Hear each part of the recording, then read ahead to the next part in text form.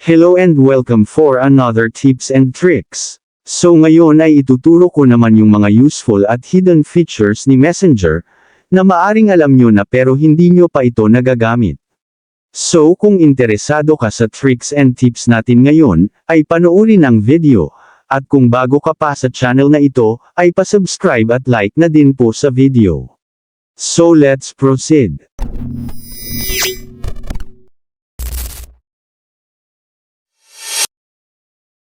So ang unang features ni Messenger ay itong share contact.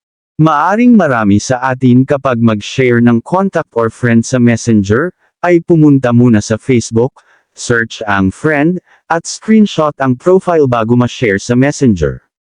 Mas madali mag-share ng contact kung ganito ang gawin natin, open ang Messenger. Then scroll nyo lang at tap nyo yung contact na gusto nyong i-share. Then i-click yung icon sa itaas. Then scroll nyo lang, at i-click ang share contact. Then select nyo lang kung kanino nyo ito send. So ganun lang po kadali mag-share ng contact sa Messenger.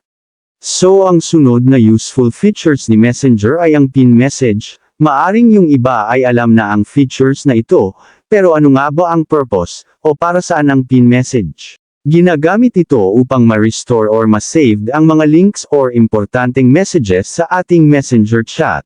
So paano mag-pin ng message? Pumunta sa chat interface or conversations nyo ng tropa mo. For example, may mahalagang information na sinend sa'yo ng tropa mo, at gusto mo ito i-pin. Long press lang ang message. Then i-click ang 3 lines or more sa ibaba. Then i-click ang pin. May makikita ka na, you pin a message. So para makita ang mga nakapin na messages, ay i-click ang icon. Then scroll up at i-click ang pinned messages. So ayan, napaka-astig ng features na ito, mas madali mo na makita yung mga importanteng messages, lalo na kung kakailanganin mo ang mga ito. Ang next useful features ni Messenger, na baka hindi nyo pa ginagamit ay ang message translate. So paano nga ba mag-translate ng message sa Messenger? Open ang message. Then long press ang foreign language message, na gusto nating translate. Then sa ibaba i-click ang translate. So ayan, ganyan lang kadali mag-translate ng mga foreign language sa Messenger, astig diba? So ang next Messenger features, ay ang saved on capture. Maaring hindi mo pa ginagamit ang features na ito ni Messenger, astig din ang features na ito dahil mag-auto-save ang mga pictures sa phone mo. Kapag nag-take ka ng picture sa Messenger, or selfie, kailangan lang nating i-activate ang features na ito. Open ang Messenger. I-click ang 3 lines sa ibaba or menu. Then i-click ang settings. Then scroll up at i-click ang photos and media. Then dito ay i-turn on ang saved on capture.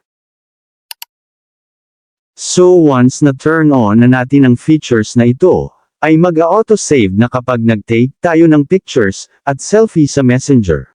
So ayan, marami pang mga useful, at mga hidden features si Messenger, na maaring hindi mo pa alam o ginagamit, at kung gusto nyo na gawan ko ng video, yung iba pang hidden features ni Messenger, ay palike po sa video, dahil malaking tulong na po yan sa aming mga content creators. At kung maaari ay pasubscribe na din po sa channel natin.